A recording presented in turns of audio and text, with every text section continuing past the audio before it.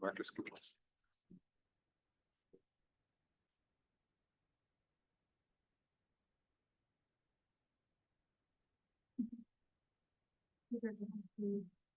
Stuff on the outside, but if I didn't see coffee.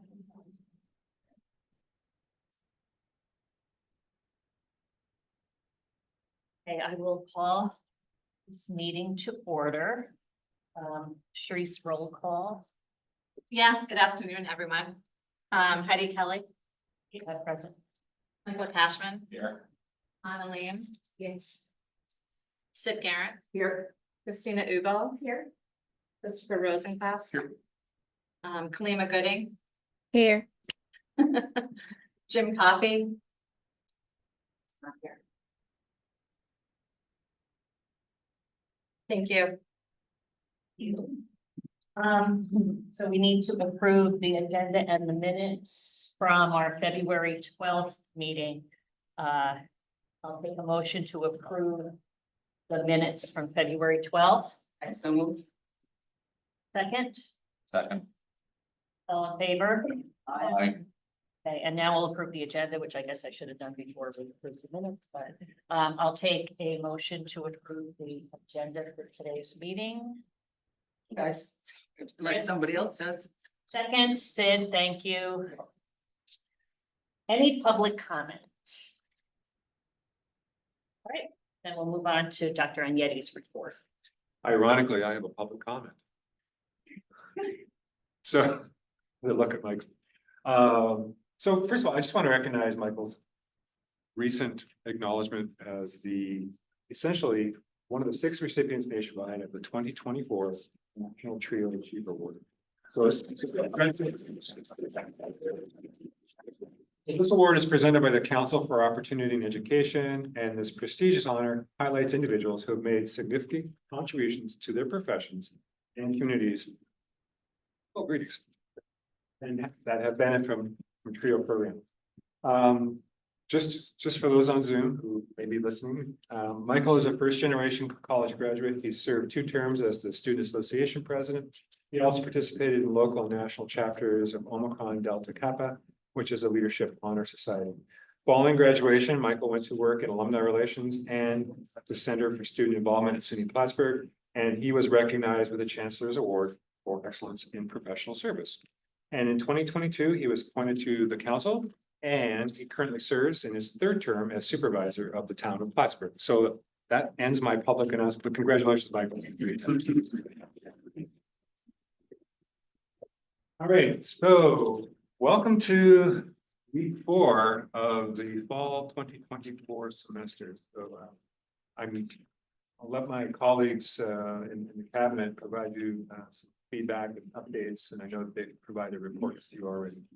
So again, it's wonderful to visit with you today and share the incredible work that happens across this campus and in our local community. And I think it's a great way to highlight how our students and employees contribute to the well-being, not only of the campus, but to the citizens of the country.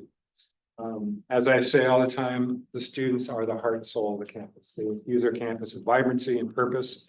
We went from 0 to 60 4 weeks ago, from it being very quiet to just the really incredible beat of activity, and I'll say almost harmonious sound. Each day our students, with their passion for learning, growing, and making a difference, reminds us why we're here. And for me personally, it's an inspiration to witness, and I'm deeply, deeply proud of the work that we do together to support their journeys, and that includes the work of the University Council. All right. Like I said, during the fall opening, I always get asked about enrollment, so I would just take a moment to address that. You've had a chance to review Vice President McGrath's report detailing the growth and expansion in enrollment and student success division. And I'll just say specifically in our accessibility resource office, or ARO, our new advancing completion through engagement program, or ACE, our cardinal achievement program, or CAP, what we do with TRIO and student support services, and the more recent transfer of financial aid into ESS. So for today's report, I want to comment on 2 significant aspects. First, I'm pleased to report that our new student enrollment for the fall continues to be very strong. As of 1 week ago on September the 9th, we stood at 1,870 new deposited students versus our goal of 1,700 set last year. And that was approximately, or is approximately 10% above our target. And the way this breaks out, there's 1,416 new undergraduates. We're targeting 1,365 and 454 newly enrolled graduate students versus our target of 335. And that was at 35.5% above target achievement, which is huge testament to the work that our admissions area does, and in both the undergraduate and graduate admissions. So Troy and Carrie deserve in terms of a huge thank you, but they represent a large staff that has worked tirelessly. And because I was in Red Cave for almost a year, I know how hard this was. So for me, it was a great learning experience. I was embedded. A couple of caveats about enrollment. These numbers will continue to shift as we wait the final fall census. And here's the process that we follow with census. At the end of week 3, last week, the registration data will become official. In November the 1st, our official data will be submitted to SUNY, and I'll share an enrollment report with the campus so we will know specifically the numbers. On November the 15th, we share our retention report for the campus. So as I've said in the past, new enrollment is essential. Retention is the secret sauce that ensures that our enrollment stays strong. And so I'm going to be very curious to see how we did with the first, the second, to third, and the fourth year student progression, and what we do with separation rates. So, and at the end of the term, the data is updated and it reflects the entire term. It goes into Argos and it will go into our student success dashboards, which we've had now for almost 3 years. So this is where I get to brag. I think it's important to know that we have a tremendous amount to be proud of, given the market challenges. It is extremely competitive for students out there. And also the disruption due to the FAFSA. Both of those are shaping and reflecting the work. But again, I want to give thanks to our financial aid team as well, who work with ITS and admissions. By mid-April, this past year, we were able to be one of the first 2 SUNY schools system-wide to have our full financial aid packages out the door and in the hands of students. And that really increased the likelihood that students would choose SUNY Plattsburgh. I'm pleased also to share the success of our inaugural redesigned orientation welcome week, which I think everyone, the ratings are coming in, the Yelp reviews are great. It's 5 stars. It was very well received. We brought students to the field house. We provided them with a seamless transition to the campus and convenient access to all services. Anecdotally, I ran into parents while I was getting in the way of moving, and they could not say enough about how wonderful the experience was for them and for their family member who was coming to Plattsburgh. Again, this effort was a significant step towards greater student retention and building a sense of belonging. So we'll hear more from Karen in a moment. Item number 2, fiscal year 24-25 budget. So I'm pleased to report that SUNY Plattsburgh remains in solid financial position as we begin 24-25. And that's not determined by us. This is just not me taking the magic 8 ball and saying, well, how are we doing? And it says it looks good. This is confirmed by SUNY Central. Recently, using Nakubo and Middle States guidance, SUNY revised how it evaluates the financial health of state operating campuses across the system. SUNY now calculates something known as the CFI, which is the Composite Financial Index, which is an overall measurement of an institution's financial health. The CFI index is broken into 3 categories. It goes green, yellow, and red. So you can just imagine what those colors mean. The green level is stable. The yellow level means that there's going to be close monitoring, and the red one reflects concern. SUNY Plattsburgh CFI is in the green, and we are therefore ranked as a financially stable institution.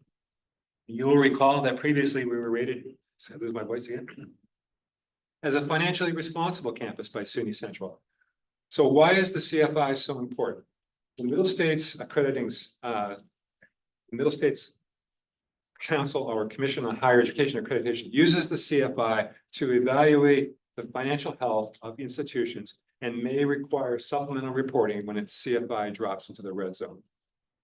In the fall of 23, we began fiscal year 23-24 with a $14 million positive balance in our stateside operating reserves. Today, I can share the good news that the preliminary year-end estimate from the University Budget Office indicates that this balance has increased since last year. I can't give you the full number yet. We're still working on closing out the 23-24 fiscal year, and the revised balance will be shared to the campus in my monthly email update. Also, the University Budget Office will begin to work this fall to evolve the 2017 Financial Stability Plan. The evolution will move us into an all-funds plan, and the goal is to roll this out to campus later in the fall.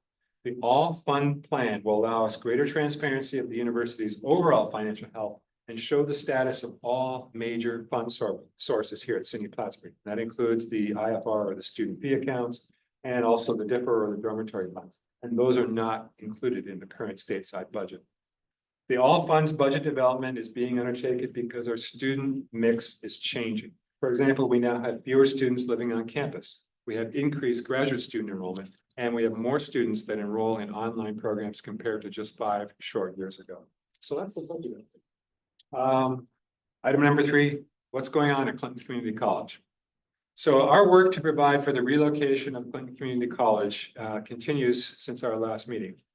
And again, I would draw your attention to the web page that's been established at the SUNY Plattsburgh website, as well as the Clinton Community College website. If you're looking for the information, you just go to the SUNY Plattsburgh site, go to the magnifying glass, and just type in Clinton Community College, and the web page will pop up.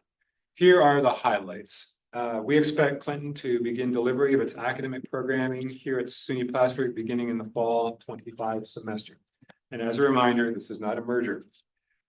There has been tremendous support from the broader community for this bold plan to ensure Clinton Community College continues to provide an important educational option for North Country residents.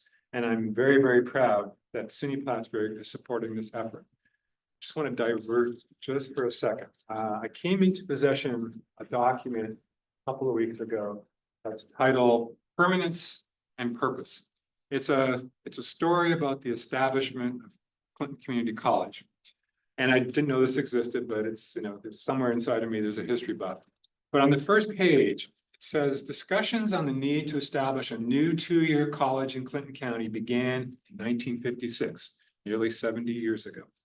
The County Board of Supervisors appointed a committee of educators, farmers, theologians, and professionals to evaluate the concept. And this is where it gets interesting. George Angel, president of State University Teachers College at Plattsburgh and an early champion of the idea, was named chairman of that committee. So there's deep, almost irony, the fact that we've gone a full arc and circle. 70 years ago, Clinton's genesis and start was essentially being handled or supported by SUNY Plattsburgh. And now 70 years later, we're back at it. We're making sure that this community college continues to survive. So I thought that was kind of interesting. If you'd like a copy of this, I could share the whole document with you. Okay, going once, going twice. No. All right. So what's happening here on campus is that SUNY Plattsburgh will vacate Red K Hall and 133 Court Street after May 17th, 2025. To accomplish this move out, departments and unit faculty and staff have been in conversations with academic affairs, enrollment and student success, and campus facilities since May to identify new spaces for their operations. These collaborative discussions have been designed to determine specific space needs, necessary renovations, and or upgrades to best support the department's operations. New spaces have been identified for three of the 4 academic units currently in Red K, and a new house location has been identified for the Center of Study of Canada, which is currently in 133 Court Street. Space in Kehoe is also being identified for the Office of Admissions. A phased timeline for Clinton's occupancy may be possible if the newly renovated SUNY Plattsburgh space becomes available prior to May 17th. And some of our departments are both agreeable and able to move sooner. For example, the Gender and Women's Studies Department has already moved to Hawkins 102. There remains some ongoing work to identify 3 additional instructional spaces which will sit outside of Red K and outside of 133 Court. These spaces will be specific to nursing, a science lab, and art and drawing spaces. No decisions on these spaces have been finalized to date, and the work remains in progress. Holly Heller Ross and the Joint Coordinating Committee is working on that particular aspect.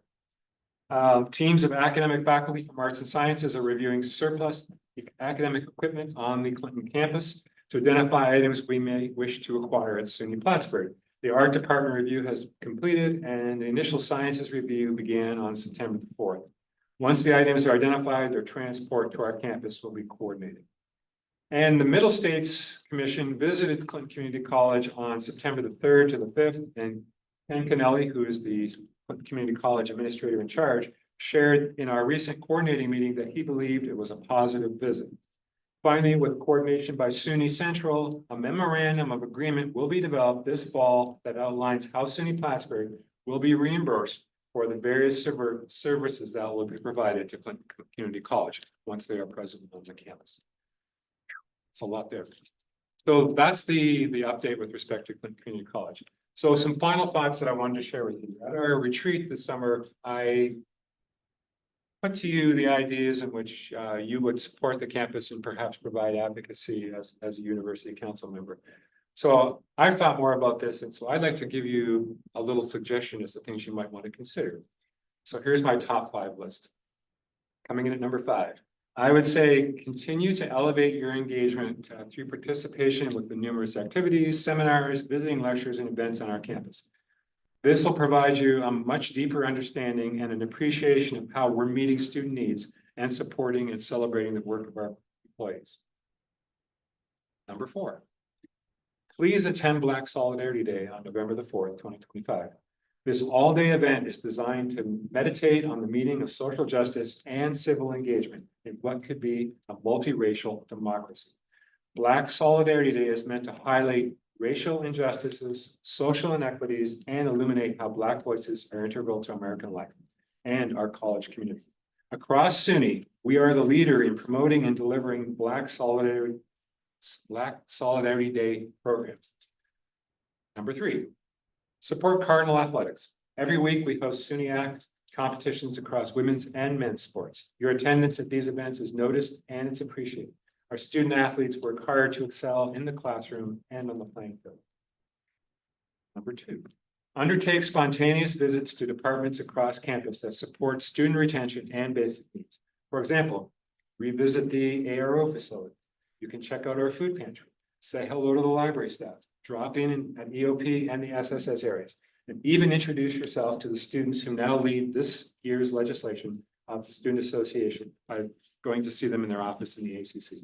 I believe that connecting one-on-one with people that help run Plattsburgh provides you deeper insight into what makes SUNY Plattsburgh so effective and so impactful.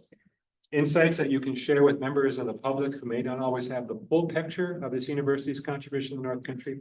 I always appreciate it.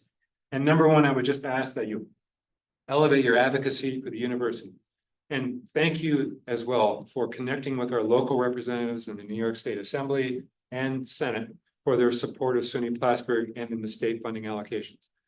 The next round of funding cycle has already started, and so your advocacy and your thanks to our local elected officials is very, very much appreciated. So that's my top 5 list. And with that, Heidi. Thank you. Does anybody have any questions, Dr. Nangiani?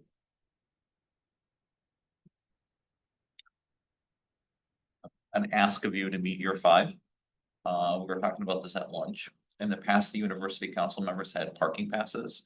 Can we get a permanent pass so it's just easier? Because sometimes you lose time going to the university police to get a temporary parking pass so when there's events and stuff like that, would that be something that we could facilitate? So let me say this, I'll look into it. Parking is the outside of gold is probably the most precious thing that we have. So I'll say parking for this. Yeah, the little green card is nice, but it doesn't fit even in my car, and I have to, anyway, I've lost them down in the front. I don't understand why they can't, and I'm sure there's a good reason. That's why I'm asking you. Cannot just take down, which we did, Sharice collected our names and our license plate number, et cetera, and just put it into a computer system. They can't, when they're going around, just type in the license plate number and have it come up and say college university council. No? There may be a simpler way, like I like the Occam's razor, this most, there might, so hypothetically, there might be a way just to send you a a PDF that you would just print and then stick in your dash. So when you're here, it's there. That saves the going through the system and. I had one of those, Sue Gadway sent me one of those because the little green card didn't work on my thing, and she sent, and then I had that. Yeah, I think it says, don't you dare ticket this car, and Yeah, for a while, actually, if I remember at one point, we did have a sheet of paper that was, we can- I just didn't know why it couldn't be computerized. I just thought I'd ask that. they invented the As long as word, Michael started. so they invented the phrase third rail for a reason. Okay. Really, Parking? Oh, yeah. the simple reason is the people that go around are mostly students that do, they don't have the Oh, technology. they don't have the, in it. They're basically looking to compare the tag with what area it's parked in. So that's why they're not. they walking don't have the around. technology. I guess I was thinking like the police, they. If this is the one that got us off the rails, my real question. I'm just curious, have the resources been allocated for the Adirondack Hall and Banks to come down? Because that seems to be the next big kind of aspect for the campus trajectory. So could you speak to that? So we've been promised, and we do not yet have it in physical writing, but there's been a promise made. So that's my next goal is to just get that codified in terms of a document. Yeah, so we've been promised the funding both for the Welcome Center and also for the banks. Just because I know that was a big shift that our admissions team was looking to go to Red K, this new Welcome Center, and so I was just wondering, what the impact was. Any other questions? Okay, and so then we'll move on to divisional reports. Want to welcome Dr. Ty to this first council meeting here. And I thought it would be nice if maybe you gave us a little bit of information about yourself and what your goals are in your new position before you get into your report. Thank you. It's a great privilege to be here. Please just call me Marcus. I can be very bad with recognizing faces, so my apologies if I see you around town and don't recognize you. It's not me being rude. It's a great privilege to be here because I think Plattsburgh is really heading, SUNY Plattsburgh, the city and town are heading in a very good direction. I used to be, some of you know, from the government selection process in the private nonprofit sector, most recently coming as a dean of health professions at Pace University, which served mostly first-gen students. And I really see SUNY Plattsburgh as having an opportunity to have an ascending trajectory in terms of our student enrollments, benefit for the North Country students and also students from far beyond, as well as the economy of the North Country. And not all public institutions are in as good of a place. I think there's a beautiful geographic moat. There's an absolutely stunning countryside, which I think is increasingly attractive to people priced out of the metro area and crowded out of the metro area. And so I really think wonderful opportunities for me as a leader of academic affairs. In addition to helping my colleagues in terms of enrollment and admissions, but also in terms of developing degree programs, which are increasingly attractive, as well as the existing strengths in the EHHS and SBE and arts and sciences, which will, as you know, already have contributed to such a strong foundation for Plattsburgh. And I think the times of contraction are hopefully over for us, as we've seen from the president in terms of increasing enrollment. And I think the only better things are to come. As you can see from the newsletter, if you had time to look at that, I've instituted a roughly monthly provost newsletter during fall and spring.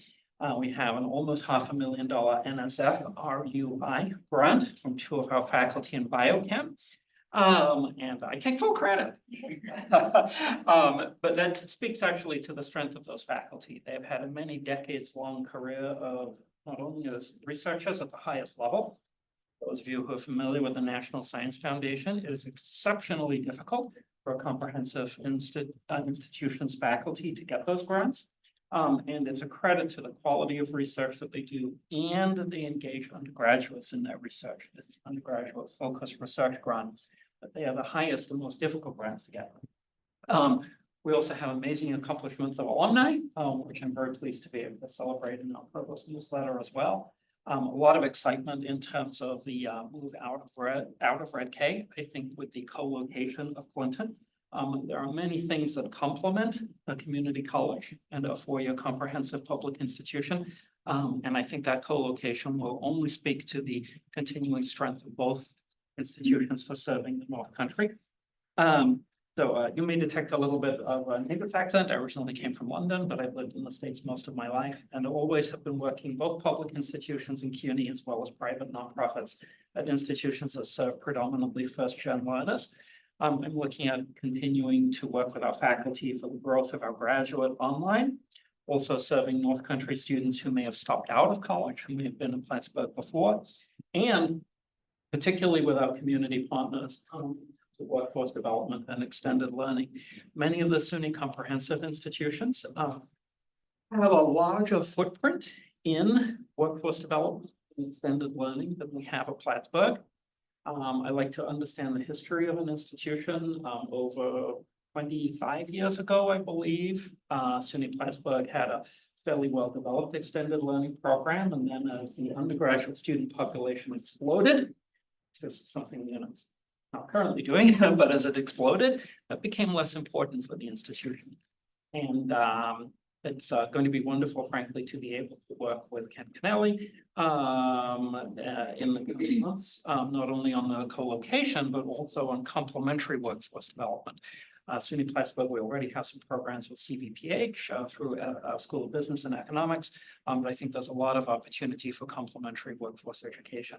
And then the last thing I would mention in the report that's not in the Provost Monthly newsletter, but the SUNY Plattsburgh at Queensbury branch campus is really a strength for the extended community.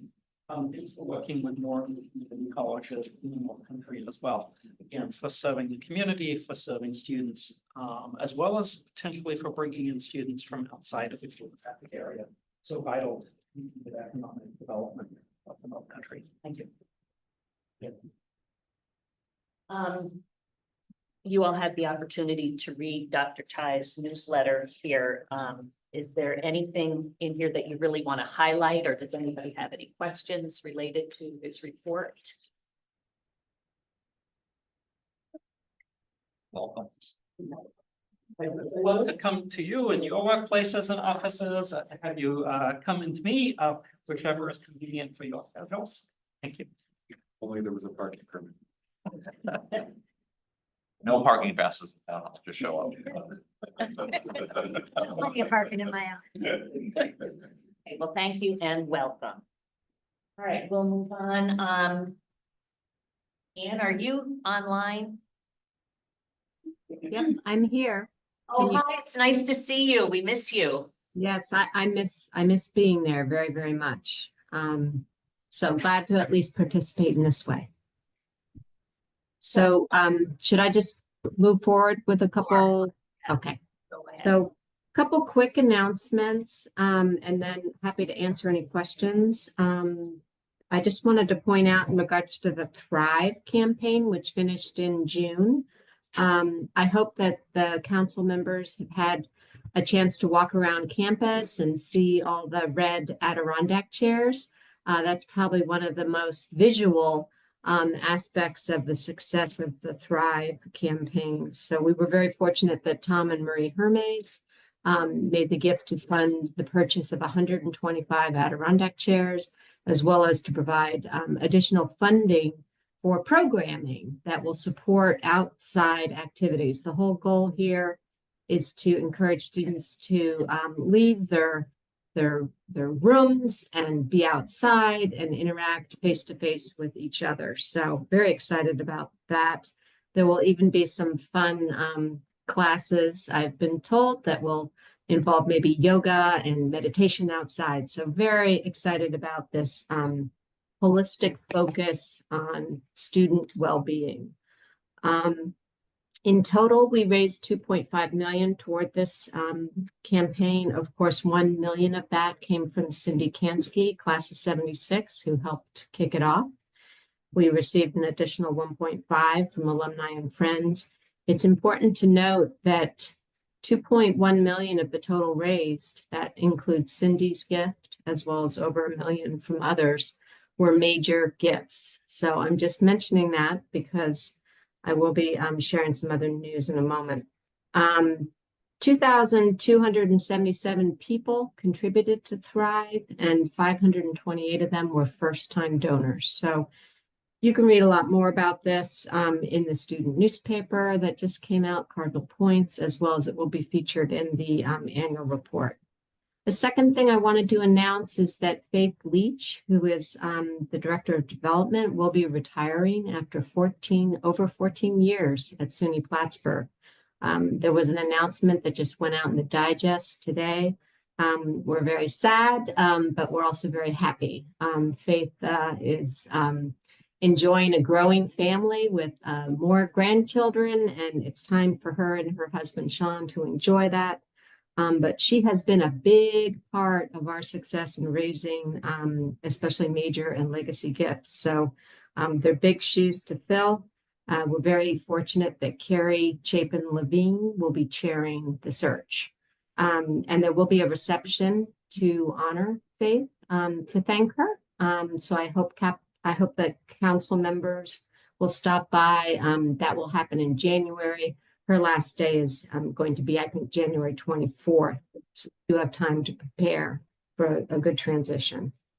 The other thing I wanted to just highlight is Homecoming and Family Weekend, September 27th through the 29th. It's been an incredible collaboration between IA and Enrollment and Student Success to really bring together the Homecoming program with the Family Weekend programming and to celebrate the entire Cardinal community at the same time. Couple important events that I want to highlight for council members: the President's Reception on Friday from 4 to 5:30. That's for our leadership donors. It's always great to have key leaders of the community there for that event. The Lovebird Toast. This is a new event. We're very excited about it. This is celebrating alumni who are married to alumni. So it's celebrating our Cardinal couples. We have so many in the Cardinal family, and so we are going to be celebrating them on Saturday, 11:30 to 12. It's a very casual, informal thing and a photo opportunity. The Fall Fest, we've got over 100 people, I think, already registered for that. So that would be a great place for people to meet others, noon to 3 on Saturday. And the Cardinal Roots celebration is, again, another new program that we've come up with. And this is celebrating alumni who have more than one Cardinal in their family tree. So that's the Cardinal Roots connection. And it's again, celebrating so many of our graduates have brothers, sisters, aunts, uncles, grandparents, parents that are also graduates. So we're trying to build that sense of community, and that's 2 to 3 on Saturday. And the last event that I wanted to encourage folks to check out is the Rainbow Walk. This is a program also on Saturday afternoon, celebrating the 5th anniversary of our Rainbow Walkway between the Kehoe parking lot and Myers. Allison Hurd will be organizing the programming for that celebration, 5th anniversary, and it's been expanded from a LGBTQ flag to a progress flag. So we are advancing there and very excited about it. That's it for now. You will also receive an invitation to the October 3rd faculty emeriti and staff retiree event at Valcor. So please put that on your calendars. Tuesday, October 8th at Valcor. So I'm happy to answer any questions about the report that went out as well. Anybody have any questions for Ann?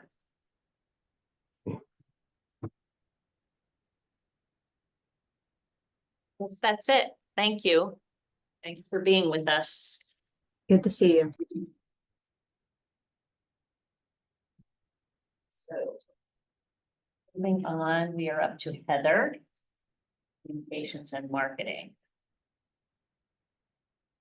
So I shared with all of you the highlights, incredibly proud. I think my first meeting with you were this group, and since then I'm just incredibly proud of the work we've done, and Our theme that we're really working on to implement is fun. We're trying to create fun campus. We're trying to really create, not create, but show the campus that students want to come to.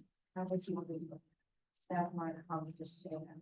So we've grown our team. I think the biggest sort of most recent exciting piece is the addition of an internal communications coordinator, which we've been working to secure for a while now. His name's Austin. He comes to us from Florida. He found us through the great recruitment efforts of HRS, and he is going to be focused on 4 main areas. So he's going to be we're doing an update to our website. So we're adding some new features, and there's going to be a kind of like a reel. It's called a blog reel, but really that's just the structural tool. But it's going to be sort of a running news feed up at the top of the page, and Austin's going to be populating that each week with a different pillar from our plan. So the first week of the month will be focused on enrollment. The second week will be student success, then DEI, and then so he will likely be reaching out to some of you in this room to interview you, to help inform some of those stories, to really show the connection between camps. He's also going to be helping me get our communications council running. This is an effort that I've wanted to undertake for 3 years, and I've just been trying to find the resources at the end of it. So that is pulling together stakeholders across campus and different divisions and areas who do marketing and communications for their area, so that we can best support our colleagues across campus and share out what they're doing, make them aware of what we're doing, so that everyone is able to kind of communicate, but that we all have a unified message, and that support is coming from our team. He's also going to be working with ITS. We have these digests, the student digest and the employee digest, and that has been challenging for people. So ITS has found some possible new resources for that, and we're working with different divisions on campus to do demos. The ITS department in Austin will take the lead on that. And he's also going to be working with Marcus's area and several others to send out monthly newsletters and help with the design and formatting of that. So he is going to be busy today. He's actually at the branch campus with a few others on our team. They're shooting a commercial for dual admissions programs with the branch and SUNY Adirondack. So they're working on all of that stuff. So I feel like our team is really rounded out, and we've tried to be responsive to a lot of the needs and the requests for stuff happening. The website, I think that's pretty straightforward. Again, we are doing this update, so we're going to be adding this blog feature. We're going to also be replacing the quotes boxes for anyone who we've talked about. Those quotes, they get stale, they're outdated. Obviously not going to put a bad testimonial up there, so they're kind of just space holders, but we're going to be replacing that with a student highlight reel. So when you go to the homepage, you'll see 3 students each week, and it'll be just a very short snapshot of who they are, why they came here, their major, bits about them, and then like if they're, for example, an art student, show some of their work and link back to the program. So it's just another way to also promote programs on that page through students. And then we're going to just be changing the visual look of the page, pulling the newsreel up higher, just to make that homepage, that sort of front door to us, more engaging, more alive, branded. We are going to also be showing, I'm not sure how we're going to do this. We're in the process of figuring it out, but Kylie King in our Office of Institutional Effectiveness is going to be sharing out a monthly data point, a visualization. I'm not sure what that's going to look like yet, but just wanted to mention that here, that when we start to do that, I've talked to her and our web team, we will send a message out to campus saying we've started to do this. And then, as you know, we'll make sure that the council members get that email so that you can see a new data point each month, and what that will look like. And I think shared about the branch campus, the work we're doing there. We are revisiting with admissions, our digital ad strategy. I know our teams are working right now to figure out how we can do that better, if we need to invest more there, where we can take from. It's always a matter of, if we do this, can we go without, and how do we sort of move those pieces around to make sure that we are prioritizing the strategies that are going to draw, pull us in. I did share some stuff about social media, the updates we're doing there, sort of our plan, our strategy for social media and some of those analytics. Everything has grown there. We're really happy. Our goals are to grow that more and more quickly. But I have to say, 3 years ago, we didn't have this kind of real focus on social media. We didn't really have someone dedicated to it. So I would say in about the 2 years that we've had someone really tightly on that, it's grown. So I think she's really settling into that role and feeling more comfortable. I think those are the main highlights. I don't know if has any specific questions. I think it's amazing the amount of work you've done and the progress you've made in just a year. Yeah. You know, Well, and I appreciate prior this to group this- too, for the feedback on that. 'Cause Yeah. it's, Prior to this, I don't recall getting any kind of information on, necessarily on marketing and communication and, I think it's amazing. Communication council is a really great idea. And Yeah. that's on-point messaging for everybody across the system. Can I just throw out 2 quick questions? Coming from a family who are eternally sports nuts. Bores everybody else I know.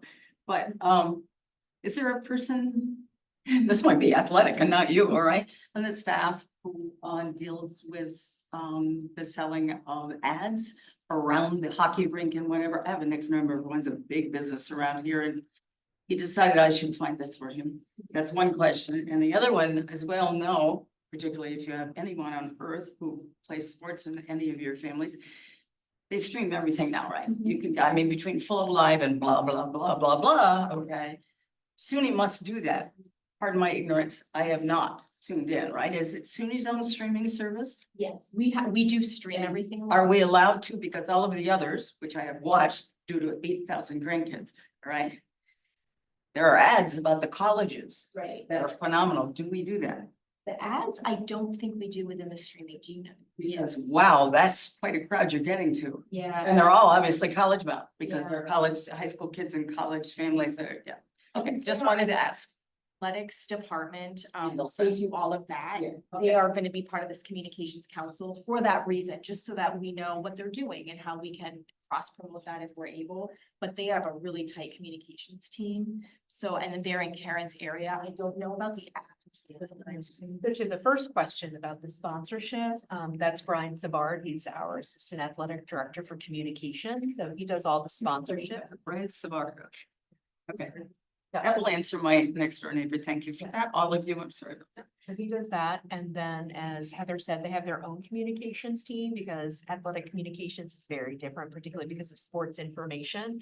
So their website is an offshoot of ours. You hyperlink to it right from the main website. And then as far as streaming, we do stream all of our home games for people. And then we also cross promote the streaming of our away games for families. So you can access yes. all of them directly from our website. I will Anyone follow up who's not with- involved in it, I'm telling you, across the United States and Canada, it is blown up. It's just crazy. And those ads for the colleges, and if, I don't know if anybody ever gets on this, if you have kids or grandkids at that age. They're great, they're clipped and they're beautiful. They allow you to send in whatever, and I don't know anything any more than that about it. I figured SUNY would not charge SUNY Plattsburgh to do that, but I'm I wrong. mean, and then a lot of it also has to do with the rules of the SUNY Act, the conferences that we're in, but I can certainly ask Brian. I Yeah, can follow up with him, it's but I know just- there are restrictions of what we can and cannot do. Yeah, I didn't expect anybody would know. I just know I've been watching it so long and I finally said, okay, gotta ask. Thank you. Sorry for, No, that's a great question. well, it's kind of a Two rude. quick things. Kudos to you and your team for getting all the profiles on the SUNY network. Their social media almost always carries Plattsburgh, which again is a nice spread.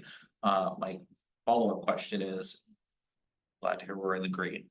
I don't believe Anne's face here. So is there any talk about bringing back the fourth issue of the Plattsburgh magazine that initially was identified for budgetary cuts, knowing that print collateral is still one of the top marketing strategies for our alumni? Yeah, I haven't been involved in any of those conversations. I would say, it's something I would support, but it wasn't ever in our area, so, yeah. Yeah.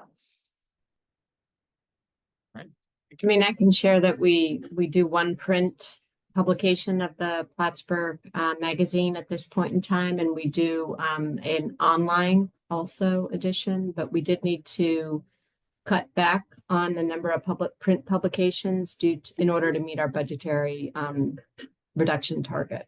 So No, I realize that. I just knowing that print collateral, for specific, age groups still to this day has a high response rate. So, and knowing that we have such great stories going on right now, I would, it's good to see us in the social media market and doing more of that and web development, multi-generational, approach to things.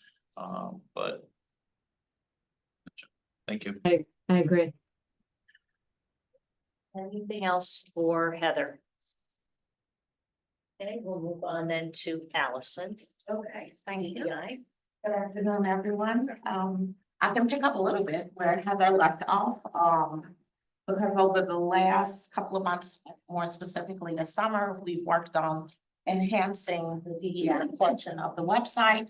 So we've been able to add a lot more photos of our current students, which is always nice for students to see themselves in the photos. I'm also really excited that we were able to work with institutional effectiveness to actually add more depth to our diversity demographics. So instead of just focusing on race or gender, we were able to add the X as an identifier to gender. We're also able to add where our students are coming from. So not only how many countries are represented, but also the states that are represented. And it's interesting to see whether or not we've been tabling or at some of the orientation events for parents to be able to look and know that we not only recruit from New York, but we're also recruiting from additional states.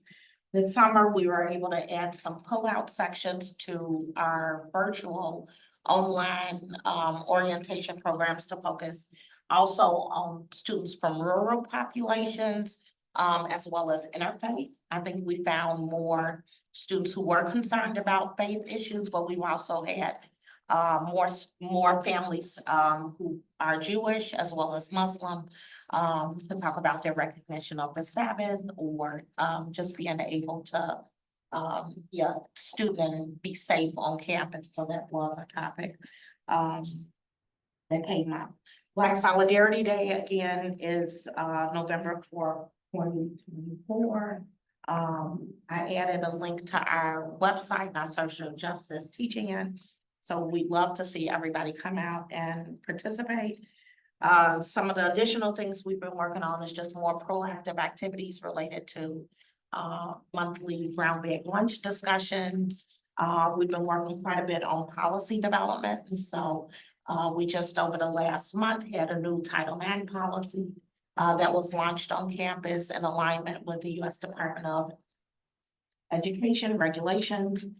We've also been working specifically on our non-discrimination policy, and that will likely be up within the next week or so. So there's some additional overlap that is now being mandated with the Department of Education. And I'm really excited also that we were able to add more robust language around non-retaliation, which seems like a big issue and is often stated as a reason why sometimes people do not report. So again, just excited about the fact that we were able to add more language to both our student as well as our employee policies. Everything else is in my report, but I also wanted to highlight the two additional documents that are included. And one is the employee exit data, which represents January through June 2024.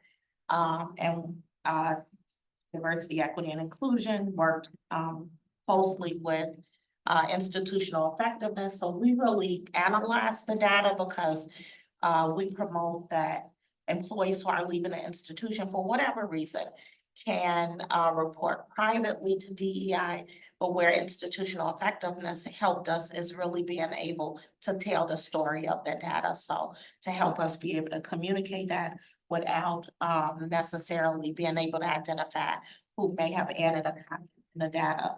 And so I would say some of the early trends that we have seen is one, that people are not used to completing the employee exit survey. And so I think, part of our message has been to do more sort of a robust, invitation for people to participate.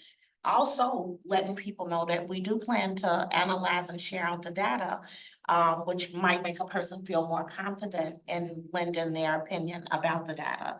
By and large, more employees who are between that 2 to 5 year, have been on faculty between 2 to 5 years are leaving at a more consistent rate than any other employees.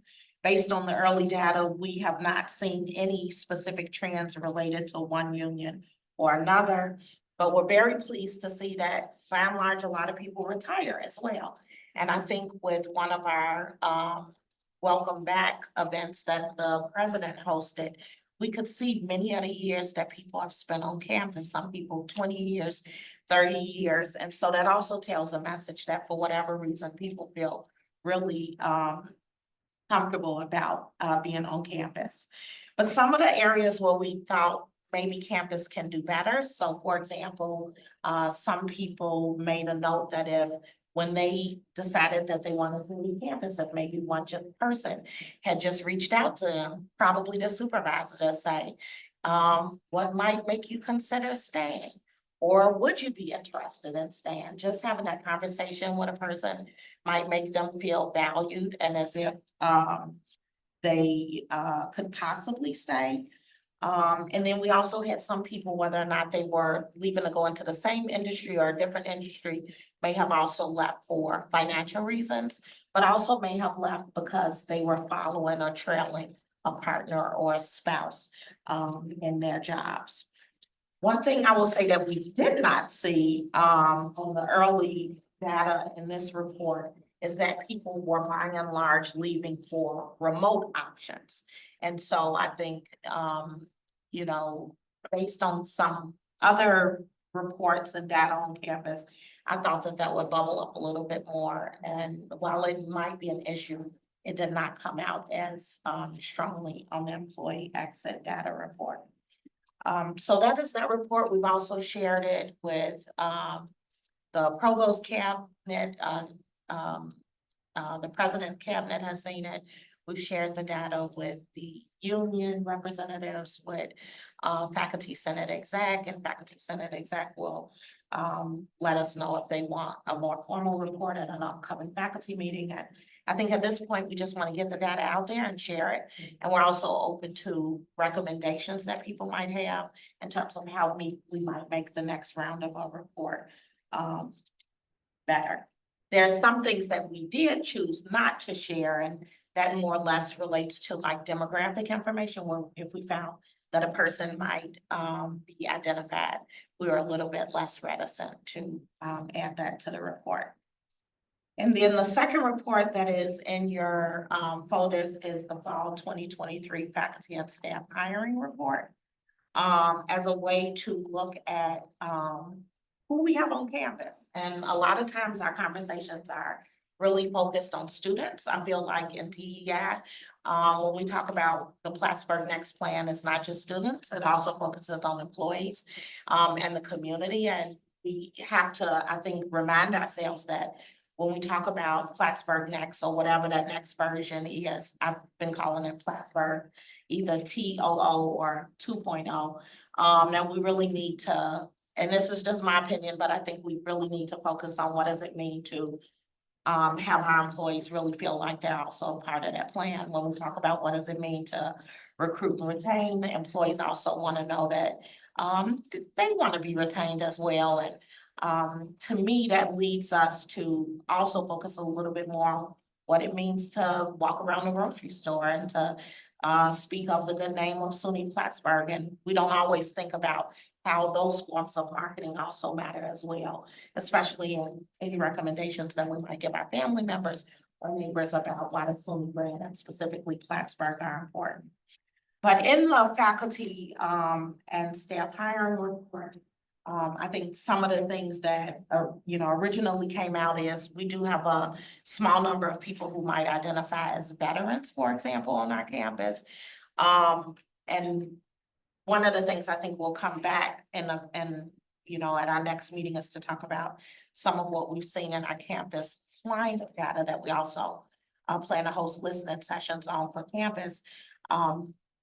But to look at what types of services and programs we might have, even for populations where we do have some people who identify in that way, and veterans might be one of those areas. And then I would also say that some of the overlap that we saw in this report that would relate to the faculty senate retention report is also concerns that some people might have as it relates to equity and salaries. And it was very pronounced, just some of the comments that were made about salary. So that's some of the other things that I would highlight. Any questions or? I have a suggestion, and I know it may be tough to capture. But it would be very interesting when departments, administration, et cetera, the wide spectrum of searches, if a search fails, if you can capture themes that may be roadblocks. Because I think sometimes, some departments are free faculty members, right? And if there's something that you may need to recalibrate to support that department differently than another department. Equally, members of the deans, administration, cabinet, et cetera. So I would just suggest that may be helpful. And I say that as somebody that was on one of the searches.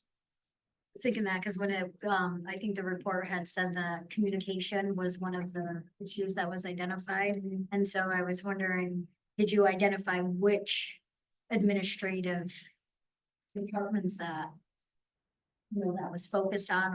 And I know you said only less than half of the people had actually responded, so you don't have a huge group, but I didn't know if there were, like Michael was saying, trends, with certain areas.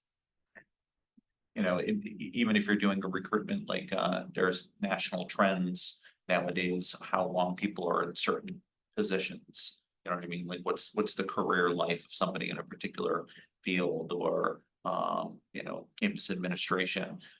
It may give some nice gentle benchmarks of like, oh, well, people, were here 3 years. Typically it's 4, but got pretty close to that, that level, or, they left after 8 months when, they're usually in the career once they come to a campus for 7 years.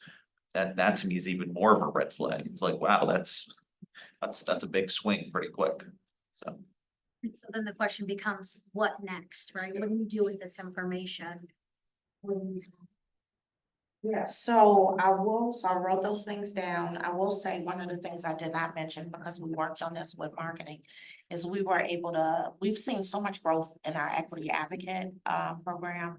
Last year, we, between DEI and Human Resource Services, had a pilot program where we attended a recruitment fair to try to do more broad spread recruitment for SUNY Plattsburgh, because often we find that the search committees are recruiting on their own. This year, we will go back for our second year of this recruitment fair, which will be at the end of October. And instead of DEI then attending with Human Resource Services, they're still very supportive. But through conversations with HR and Megan, we will now be joined with the Dean of Arts and Sciences, so Meg Pearson will go. So I do know that sometimes one reason why people often say that the searches might fail is just being able to get that information and to be able to deepen the pool. But I also saw that one of the first things that's on Megan's list that she will likely talk about is how this new collaboration and pilot program with LinkedIn has taken some of these pools from going from maybe 12 people in the pool to over 90 or 100 people in the pool. We now also have our entire equity advocate trained professionals on the website. So that's another enhancement that we made. But yeah, some of it related to communication, we don't necessarily have that on these 2 reports, But some of that also might have bubbled up on the report that faculty senate did, because they posted some listening sessions on that. And then I would also add that some of the things that have come up are around professional development. Normally on a lot of campuses, sometimes people don't want to do professional development. But it has been recommended in many different areas. Sometimes people have been promoted on campus because they're really great at what they do. But we don't often also provide professional development in the same ways for people to, just really support them in their new promoted positions. Any other questions? Wilson?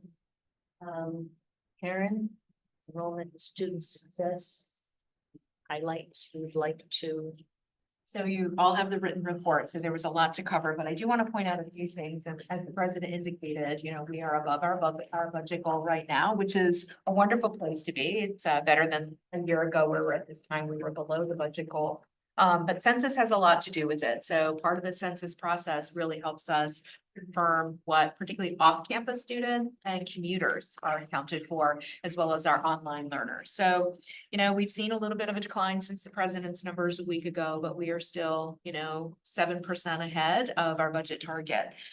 What's interesting is I like to look at the proportionality of what that looks like. So at the undergraduate level, 79% of the new students are main campus students, and that includes first-time freshmen, transfers, and readmits. That's up a little bit from last year. Last year, we had 22% of our new students were exclusively online learners, and this year it's at 19%. And I share that because that has a lot to do with who is billed, how they're billed, and what other fees and dormitory revenue we collect. And the Queensbury campus this year for undergraduate programs is less than 2% of our new students. They had 22 new net deposits. On the graduate side, we're continuing to see continued growth in the online graduate programs. Our online programs this year represent just under 55%. So within graduate education, 55% are exclusively online.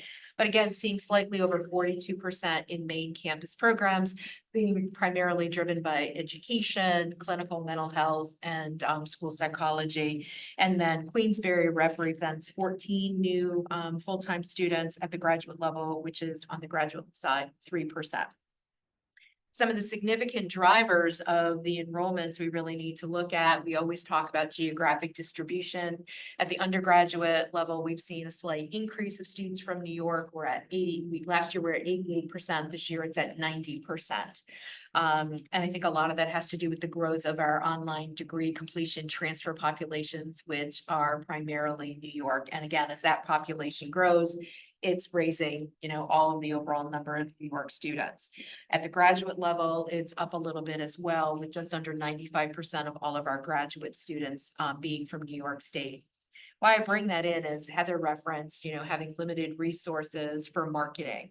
So in order to expand the geographic footprint for both graduate and undergraduate students, we would need to have a significant investment in additional brand awareness and marketing and direct recruitment in outside areas beyond our current geographic footprint. But also, besides that, we also have to look at our academic portfolios. So that is the work that will my division will continue with Marcus. It was work that we were doing with Brent during his time. So it's that combination of what are you offering, how are you offering it, and how are you promoting it? So those are really going to be important questions over the next several years in order for us to continue to grow and stabilize and then continue to grow our enrollments. Programmatically, we found at the undergraduate level, as the president referenced, we had a lot of troubles with FAFSA. So we extended our deposit date to June 1st, but we kept the nursing date in May, and we maxed out nursing in May. So we had to close admissions for nursing. And the other program we had to close at the undergraduate level was social work. So we needed to close our social work undergraduate degree completion in July.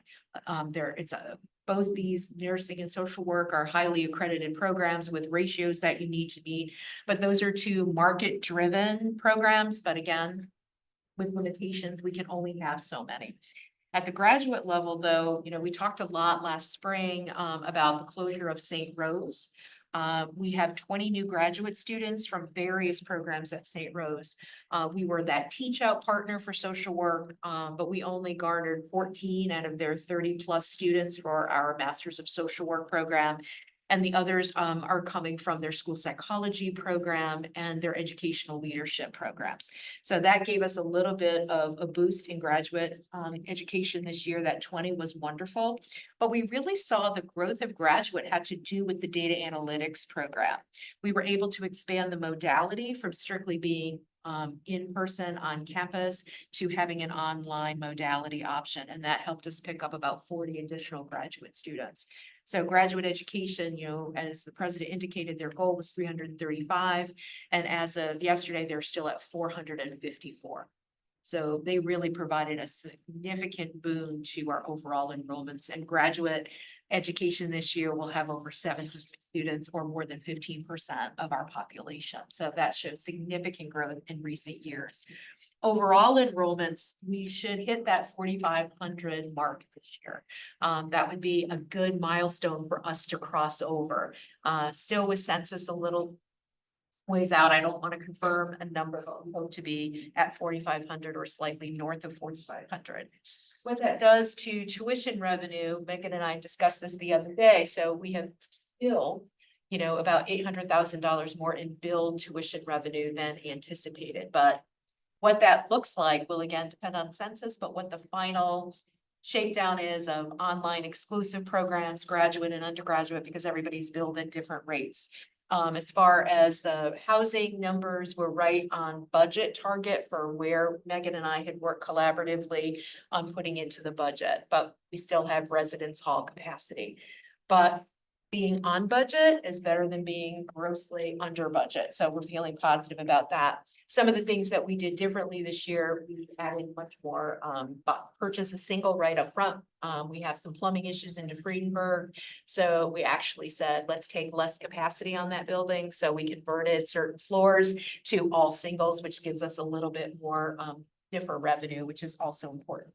We also have an all graduate floor this year. We've been really trying to encourage our graduate students to live on campus and have meal plans. So that's moving along really well.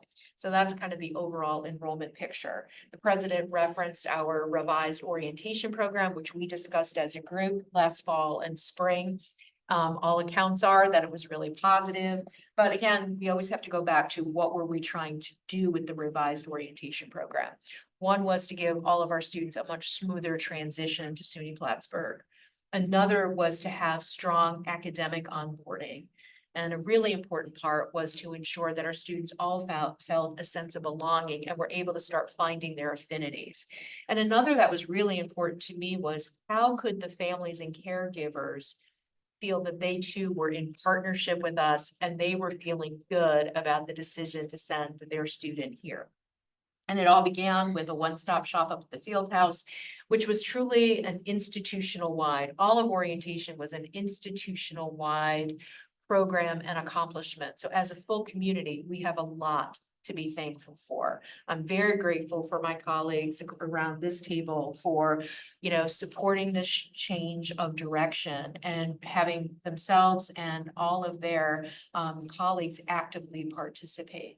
Thursday was a day dedicated strictly to academic onboarding, which really allowed the students to be in their own spaces, like where their primary majors are, classrooms, seeing what the interactive education was like, and starting to build connections with their faculty and academic support services, as well as also feeling like they knew who was in their classes and their majors.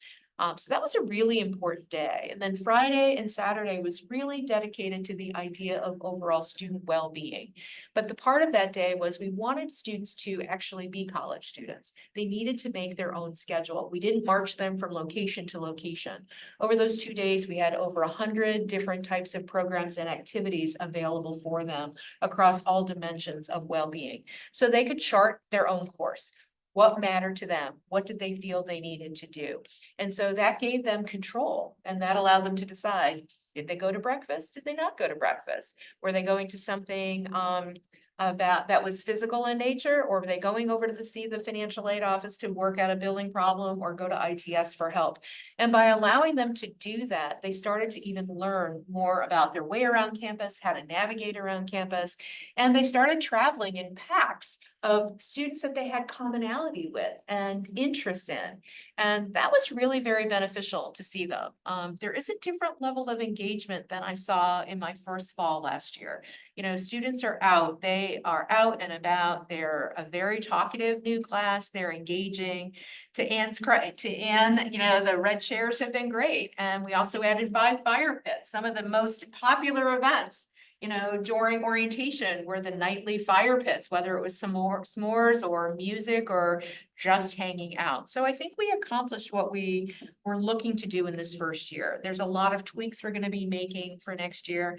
And, you know, Allison referenced some of our summer Zoom series, and that too, we offered close to 20 different Zoom sessions for students and their caregivers throughout the summer.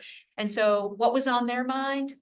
They were able to connect when they needed to. The whole purpose of the summer series and the fall was meeting students and their caregivers where they are in that moment.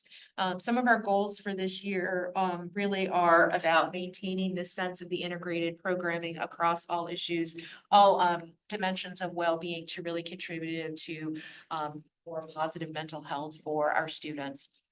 Another is we are committed to SUNY Votes Initiative, which is about ensuring our students know how to register to vote, how to transfer their registration to vote here, maybe register for the first time or do their absentee ballots. So we're really encouraging, we're doing a lot of activities around SUNY Votes.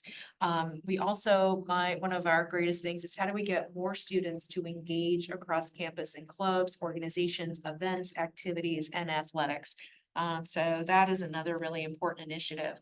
And one of the things we as a cabinet have been working on is really preparedness for campus unrest. You know, many college campuses, particularly in the state of New York, experienced a lot of unrest. So we as a cabinet did a tabletop exercise with the general counsel's office.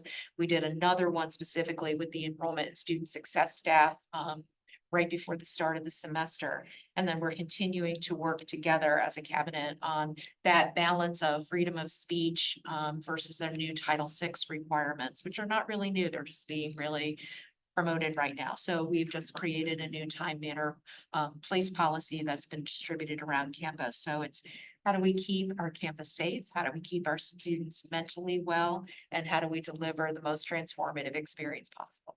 That's kind of what we're working on. And I don't know if anyone has any questions. Any questions? I have a quick one. I saw that you have a new access advisory council. Or that'll be starting in October. And I was just wondering, do you have anybody there representing the North Country Center for Independence? That's their.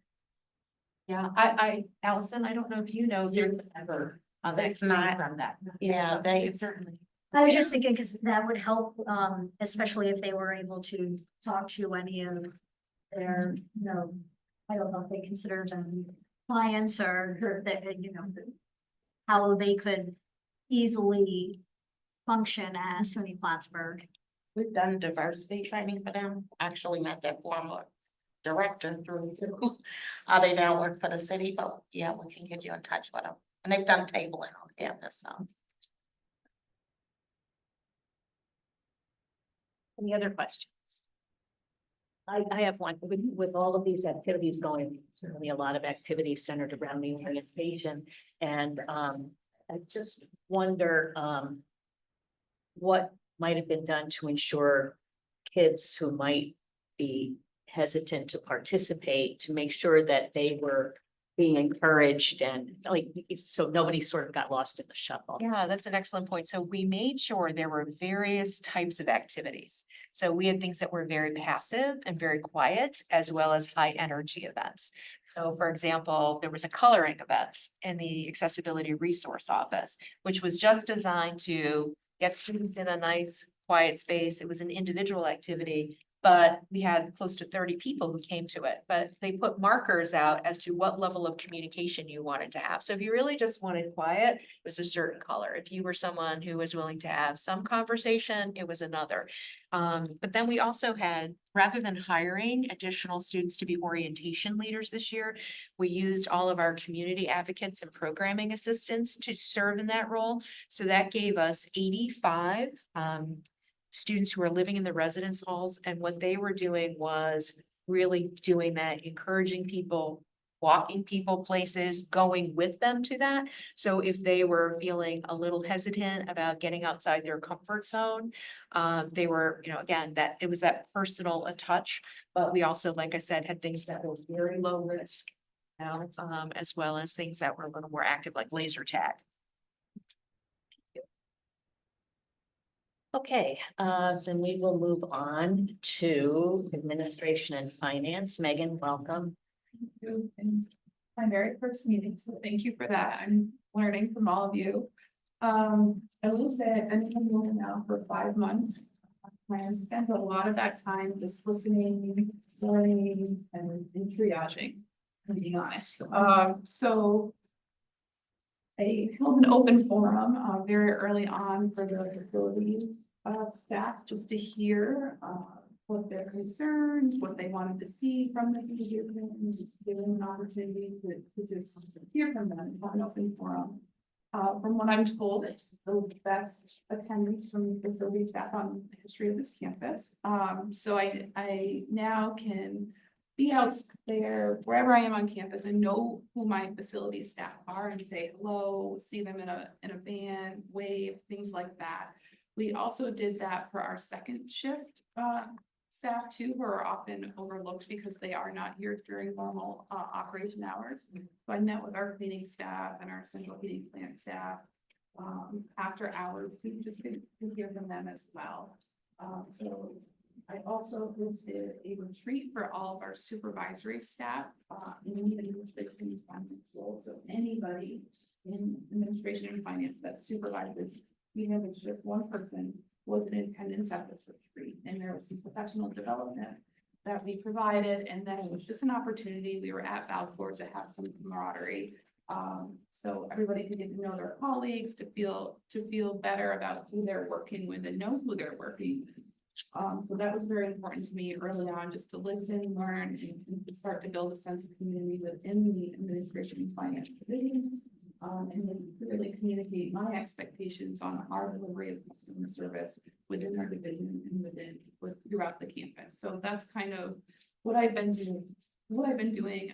Just sitting in this role and trying to take it all in. I will first answer Michael's question related to Algonquin.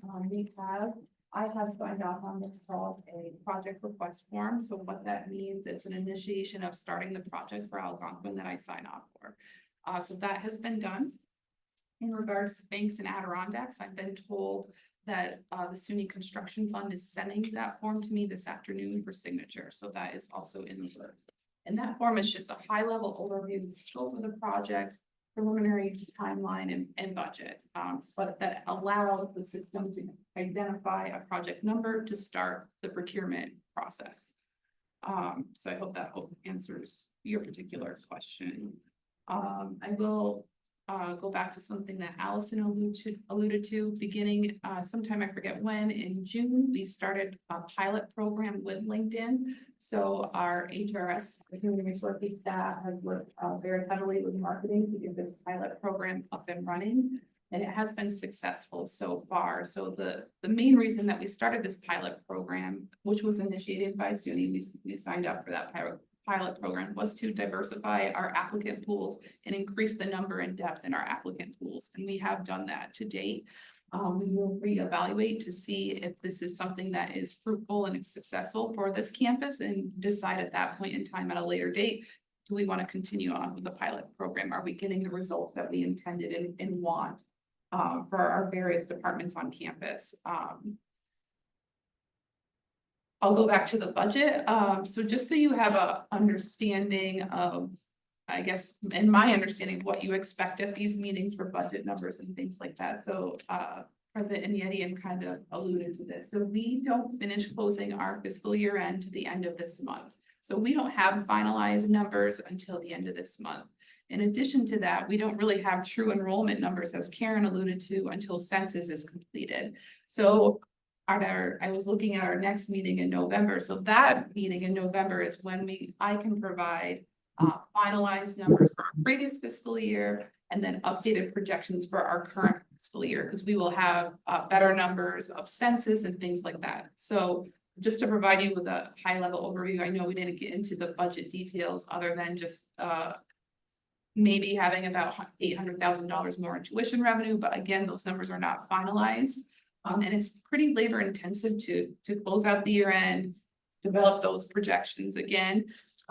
So you can have the expectation to know when that timeline is. It is November. It would be the November meeting. It would not be the September meeting. So I think that's important for all of you to know the expectations of what you can and can't see throughout the year when we will have those numbers. I will say that there's a lot of information in here, but I think some people, as I walked into, are interested in certain construction projects on this campus, particularly the parking lots, because it's very visible to all of you, and I'm sure you all have questions regarding that. So I can give an update regarding the parking lots in particular. So our parking lots 27 and 28. The week of September 23rd, they'll complete the asphalt top course and do the line striping that week. Our parking lots 9 and 10, which is near Kehoe, the week of the 16th, which is now, they're completing the sidewalks and then they're putting the sub base on there. And then the week of the 23rd of this month, they'll start installing the asphalt binder course. So they're moving along. But I'm sure, I don't know, you all saw that. I'm sure it was a question, like I said, when I first came in. So I thought I would just highlight that in my summary. If there's any questions, I'm happy to answer anything further, but I'll just leave it at that. You have the highlights, but I'm happy to answer any other questions that are under the division. Anybody have any questions? Okay. Thank you. All right, that's it for divisional reports. Kalima Gooding is our new student representative on the College Council. Welcome, Kalima. And I'll turn it over to you to give your report. Hi, everyone. I'm Kalima. I just wanted to quickly talk about Student Senate. So we officially have all our members for Student Senate. We went through an interview process, I believe, last Wednesday, and we got to interview a bunch of students. A lot of them showed a lot of promise and potential. And so I appointed a few, and so now Senate is full. The great part of it, I think, is that many of them are freshmen as well.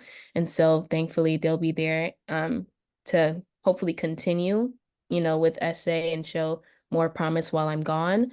Another thing is that on Sunday we went to Twin Valleys. Not Sunday, I'm sorry, Saturday we went to Twin Valleys, where we did like a bunch of activities to get to know one another, to build bonds and relationships with one another, and to train so they can know what it's like to be a part of a mock trial, like for Senate or exec. And so it was a great experience. We all got to like kid and have fun, and there was no internet, so there was no distractions. It was very much like, I feel like it was really great for all of us. And I feel like we're all closer now, and those relationships are there, and we're more comfortable around one another to talk and discuss things and to ask questions. And so that was how that went.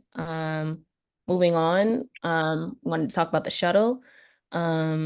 So I've received a lot of feedback by many students that they very much love the shuttle. They love the new shuttle. They love the space. They love being able to bring more things on. They also what's it called? Besides space-wise, they said it's more breathable than the last one, so that's really good.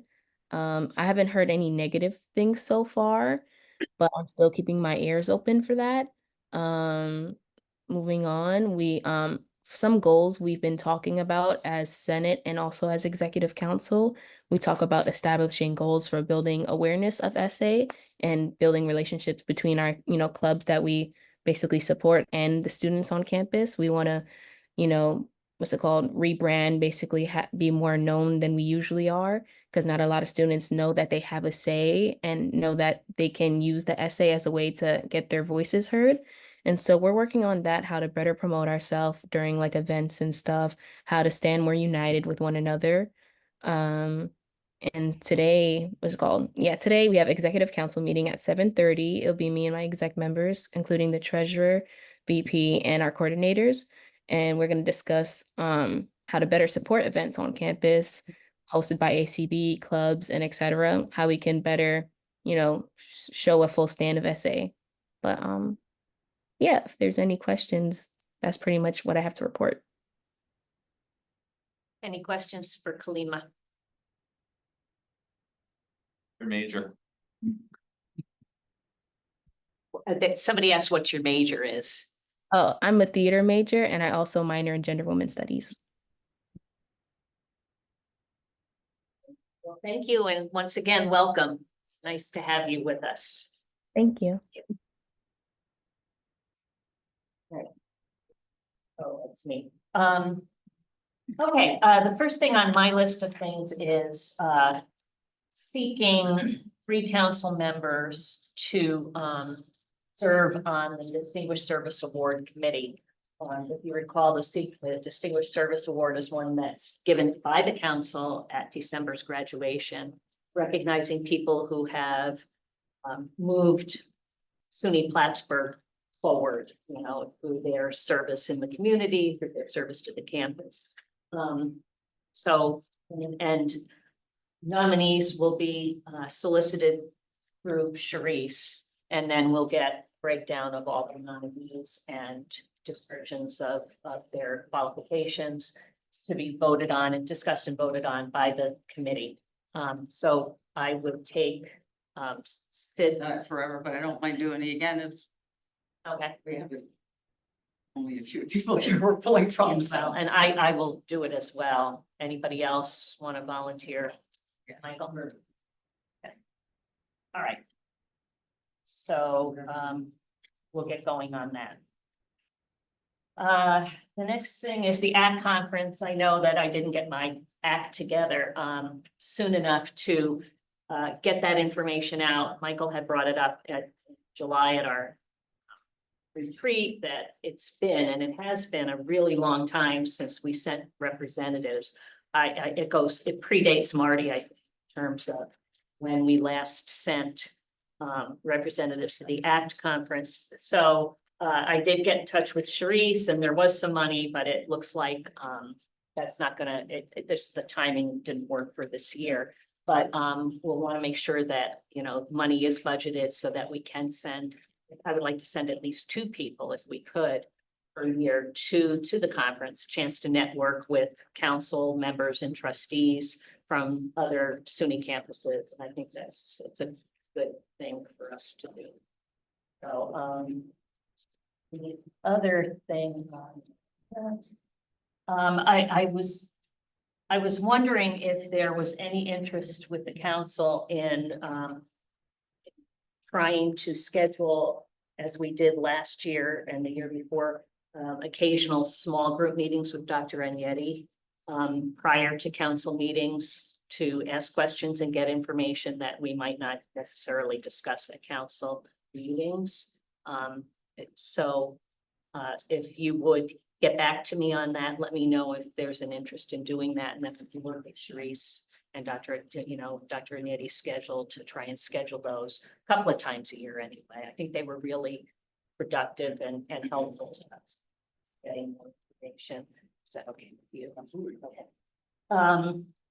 And the other thing I wanted to bring up was the college council room, the Wayne Byrne College Council room, which exists within the president's office presently, that has, out of necessity, had to be repurposed for other things.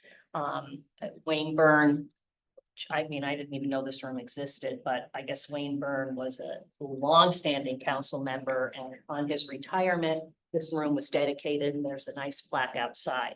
So, I've talked to Sharice about, that room is no longer available, so we've been talking about finding another space on campus that could be dedicated for our use, where that plaque would reside, not solely for our use, because space is a premium.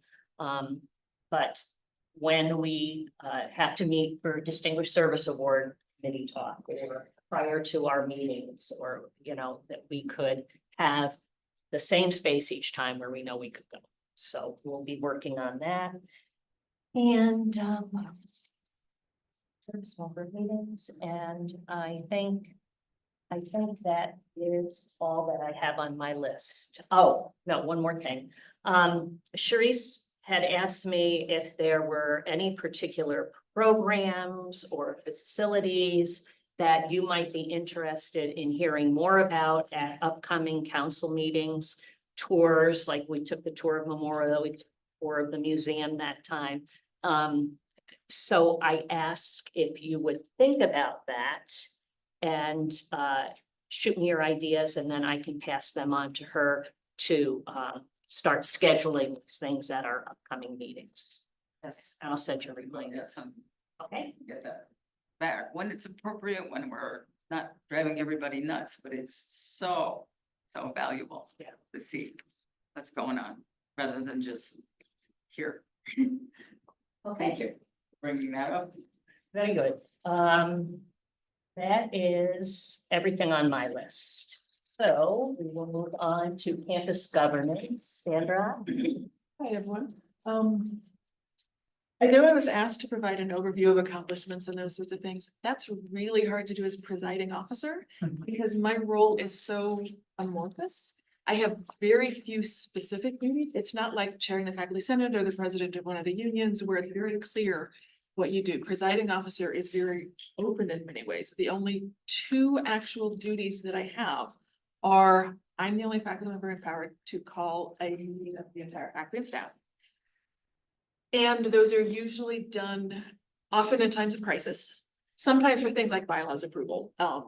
But so if I'm not calling those meetings, that's actually usually a good thing.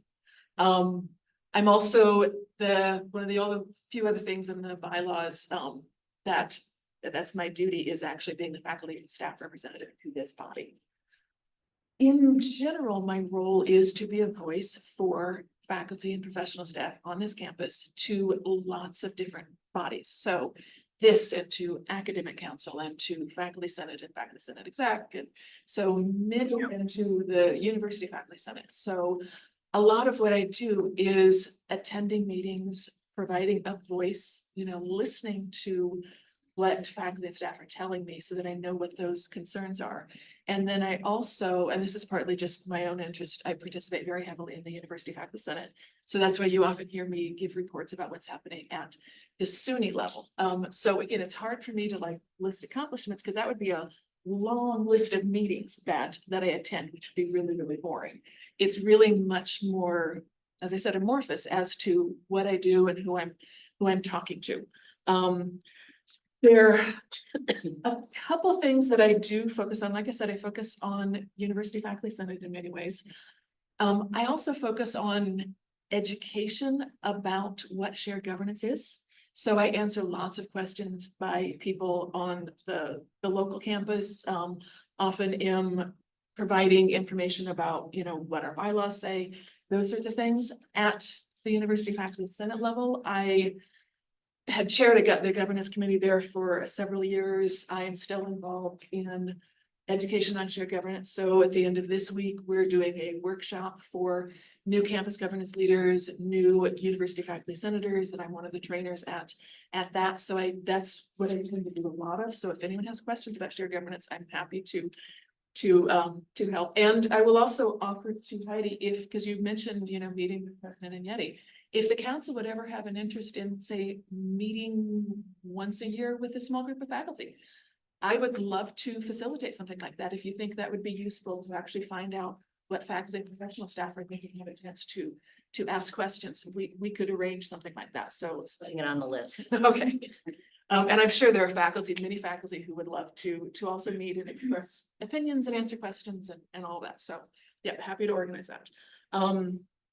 I will also mention one thing that I try to do is bring forward things that are going on at the, related to shared governance. So I do want to mention a couple things that are coming up. I was actually surprised that Alex didn't mention the fact that our campus is hosting the University Faculty Senate plenary in October on this campus. It comes around every 9 or 10 years that each campus hosts. And there will be 80 to 100 people from all of the state operated campuses and a number of people from SUNY system here. The chancellor typically attends and does a presentation and a Q&A. The SUNY provost, various other people from SUNY, the chair of the board of trustees usually zooms into the meetings. And this is something that is actually open to guests. So it is a public meeting. So anyone here who would actually want to attend, you would be welcome. There's usually seats. It'll be in the main meetings are in the ballrooms. There will be seats along the side or in the back. If anyone is interested, the dates of that are October 24th through the 26th. The main day where the chancellor and the provost and all those people would be there would be the 25th. The others are like committee meetings and, talking about the resolutions, those sorts of things. But so October 25th would be the main date for that. And we do often as these plenaries, we will see people from the campus will, want to come in and hear what the chancellor has to say, hear what the provost has to say. So you would not be unusual if you actually would want to show up for parts of that. And once we have the agenda a couple weeks in advance, I'm happy to send the agenda out so you can see when people would actually be speaking on that. And one other thing I want to mention that's also coming through the University Faculty Senate that's being done in conjunction with also CUNY and the Faculty Council on Community Colleges. We are, for the first time ever that I know of, putting on a national conference that is about higher education. So the little phrase is that it's a groundbreaking national conference exploring the vital role of public higher education as a in the 21st century.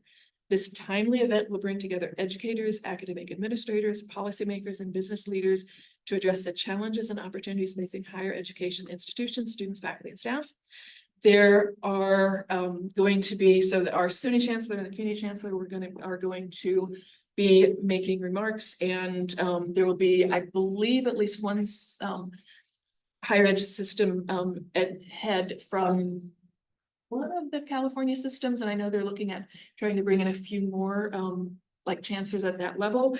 There are keynote speakers who are academics who have published some pretty influential work on higher education. There are conference tracks that are being advertised, so there are going to be presentations that faculty, staff, business leaders are going to be doing. And this is being held in Albany, so it is a national conference that we're organizing. But it's something that, again, I would encourage you all to think about, or even as college council members, you could submit to one of these tracks and actually do a presentation. And that is, what's the dates on this? So this is scheduled for February 7th through the 9th, 2025. So it's, 6 months or so away, but something to think about as well. So that's all I have to say. Any questions? Right, and then we'll move on. Bridget, I believe you're online somewhere. Hi, yes, There I she am is. here online. Thank you, Sam. I'm just gonna really follow up after Sandra because I'm the other part of campus governance leadership on this campus as faculty senate chair. So you all saw our priorities and goals report listed out. Just a couple of highlights that I will mention. This year, last year we had focused on doing a retention survey and gathering data about faculty and staff's experience on campus, why they came, why they enjoyed being here, and also what barriers and challenges they faced themselves or felt others were facing. So through that data and through conversations with both the president's cabinet and provost cabinet, we have been able to identify some areas that are of our concern to address and to move forward. And I'm happy to, I think I shared out that data last year, but happy to share again if you all are looking for those survey results. This year, one thing that came up in that survey that many of our campus community members identified was workload and service creep as a barrier and a challenge that they are facing. And there's a vast perception on this campus that service may not be distributed as equitably as people feel it should, and that it may not be as recognized as equitably in different review processes as it could or should be. So the goal this year, one of our goals or one of my goals and priorities as chair is to dive into that a little bit more, and working with the VP of DEI, Allison Hurd, VP of Academic Affairs, Marcus Ty, and Kylie King, our Director of the Office of Institutional Effectiveness. We're going to be creating and launching a service study to the campus later this semester. So stay tuned for more information on that. Our main priorities as Senate and as a body and what our purview is the curriculum. So we will be continuing to review curriculum through our subcommittees, as well as a lot of academic policies. So many things have come down the pipeline from SUNY system, new AI policies, prior learning assessment, ADA compliance kind of verification. So we have a list of academic policies that I had shared out in that we are working towards hopefully getting, if not pass through, drafts created this semester. I know at least 2 will be reviewing and hopefully getting to our Senate body for the October meeting. But our goal is to have, if not these 2 Senate by our last meeting in December, to at least have drafts to Senate exec so that we can get these policies reviewed and through this academic year. We have almost a full committee, Senate subcommittee. We are currently still without a writing across their curriculum chair. It is historically a very difficult role to fill. And so that leads us to another priority, which we have this year in our subcommittees, which is a bylaws review. Currently, our bylaws are restrictive of who can serve as Senate chair. So we're considering whether or not we need to expand on that so that we can have a greater pool of faculty and staff members who can be eligible to serve as subcommittee chairs. A main priority on top of curriculum and the academic policy review and development is also academic planning and strategic planning. We know that the Plattsburgh Next is ready to evolve, and President Ignetti has already asked for Senate support and guidance and leadership along with academic affairs to be doing this work, and we're very excited to be engaged with that. And we launched Chancellor's Award nominations are in. I think we had 34 or 35 nominees come in this year, which is really great, right on par to where we normally are. So we are compiling, all those nominees are compiling their files through Watermark, which is new this year. Instead of paper files that will be in the president's office, we're going to utilize that great system that we have available to us for nominees to be able to compile their evidence for their nomination. So that hopefully will be a little bit of a smoother process for everyone on campus. And we have been forming and gathering volunteers for various committees across campus, which is something we will continue to do. If you're ever looking for faculty representation on a task force, on a committee, please feel free to reach out to either myself or Sandra to find faculty and professional staff volunteers for those spaces. And I think that's it. Okay, thank you. Any questions for Bridget? Questions? No, thank you very much. All right, UUP report, Michelle. I have to be somewhere at 3, so good timing. UUP, our usual schedule, we were doing membership meeting last week on this campus, membership meeting next week at the Queensbury campus. We're working with the Provost's office on academic performance review workshops, one for reviewers and one for reviewees, which we do annually. Over the summer, there was a lovely North Country UUP retreat involving SUNY's Canton, Potsdam, and Plattsburgh. And we're starting to do some joint programming and events and shared calendars and that sort of thing. So part of that is a second Tuesday at 2 webinar series, which we started this month and will continue through the year. Variety of topics relevant to our members. We're hoping to spend some time cleaning up our performance review agreement documents. These are local negotiated agreements here between UUP and the campus. And if you've looked at them lately, they are online. The college name isn't correct. There's no reference to watermark, which we've been using for a couple of years now. So we've gotten authorized by our LRSs to do what we call housekeeping. It doesn't change the agreement. It's not a negotiation. It's simply the college name should be correct, things like that. So we'll be starting that process. We'll have chapter elections in the spring. And we have participated, as Bridget mentioned, in the campus conversations and efforts on employee. Some questions? Any questions? This is a quick comment, getting together with the other colleges in local areas.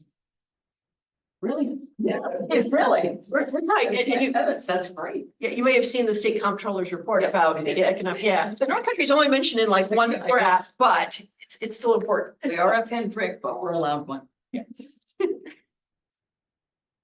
Right, thank you. And our last report, Christy, CSDA News. Thank you.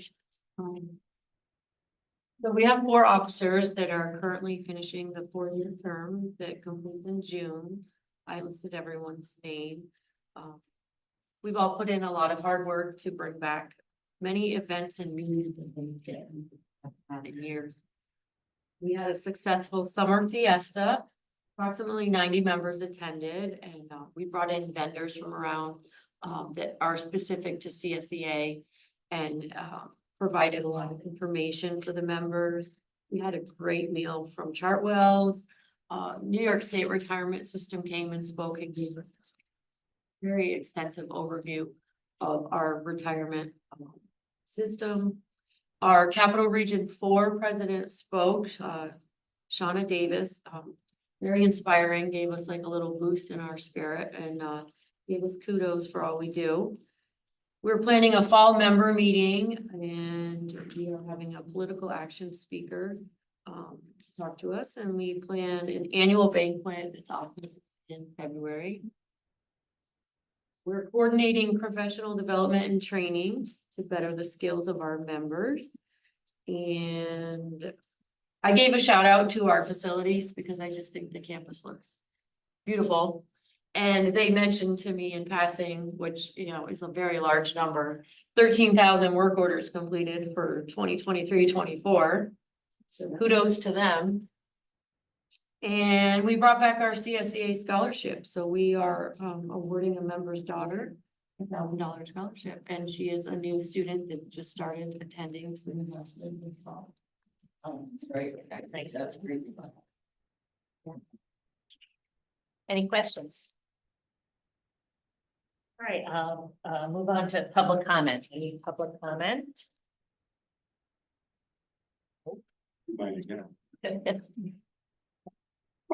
Well, gentlemen, congratulations again, Michael. Any old business that we forgot? And any new? Michael's just called me old business. Any new business? Older. Can I bridge both those quickly? All right. I had the opportunity to go on the UVM Lake Champlain Research Institute. Okay, got on there only to find out that it's funded by Sea Grant, which is the US, New York State, Quebec, and obviously Vermont, UVM. It was phenomenal, educational, and hands-on. And one thing I wanted to tell you is they constantly referred to our program over here, what it was, how much it has grown, a little bit of the people who worked here, throughout the whole, it was 4 hours, but anyway, there were all kinds of videos showing clips of our boats, our people. So the Quebec people took all kinds of names down, and of course, after a while, I opened my big mouth and said, okay. Graduate students, like I said, from SUNY Plattsburgh were there. It was amazing. So please put that on the list. So if anything, we can hear from that program again. Tim will kill me, but anyway. Here we're getting a new boat. Yes, they told me and then I investigated it. See, Thought you were gonna ask for the retreat next summer to be. I really would like to be on the boat. You know me. I think it's, you know, Lake Placid, blah, blah, blah. They have the mountains. We love them. They're part of us. We have this and it is so, you know, they did the whole shtick about the 126 miles and into Canada and the history and the, well, anyway, I'm done. It was amazing. $30 a person and they have to expand the program in order to keep Sea Grant and take more and more people out on the lake and you do research. And they have, they had 14 amazing microscopes that projected on us. I couldn't believe it. I was just, as you can tell, it was awesome. You saw the little animals on the bottom of it. It was creepy. Sorry. That's great, thank you. Any other new business? All right, our next meeting is Monday, November 18th, right here. I'll take a motion to adjourn. So move. Second that motion. Did, all in favor? Aye. Okay, thanks, everybody. You're done. Heidi, when we, if when we're together again, I meant to ask you that before. With us at lunch. Membership and how do we feel? Okay, I know, it's, but if we don't keep at it. Oh, you can figure that out. Keep at it. Oh, I know, I've done it. I tried. Got a debrief from all the issues. There was one issue with like. She had to go to the hospital. No other issues from public safety. No other issues from. EMS response. Say you again. You try to have one of those events for coffee. There's so many thousands of people coming to the city.